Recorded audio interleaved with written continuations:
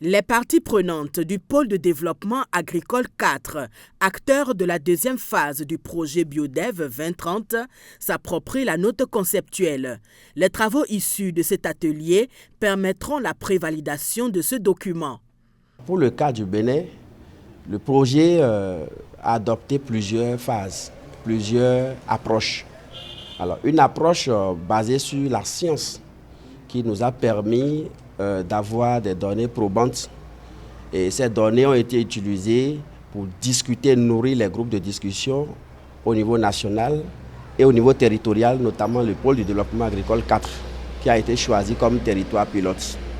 Nous avons utilisé une approche de consultation publique qui est élargie au niveau des autres acteurs de ce territoire pilote, qui nous a permis d'enrichir la note conceptuelle dont nous sommes en train d'examiner aujourd'hui pour sa prévalidation avant d'être validée les prochains jours au niveau national.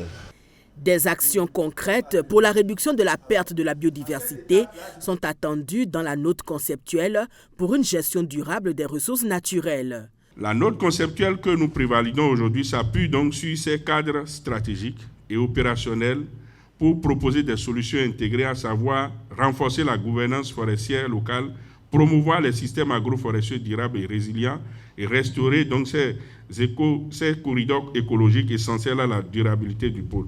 Mon souhait est qu'à l'issue des échanges, l'ensemble des acteurs ici présents manifestent leur adhésion et engagement consensuel aux priorités retenues dans cette note ainsi qu'à la feuille de route de mise en œuvre du processus.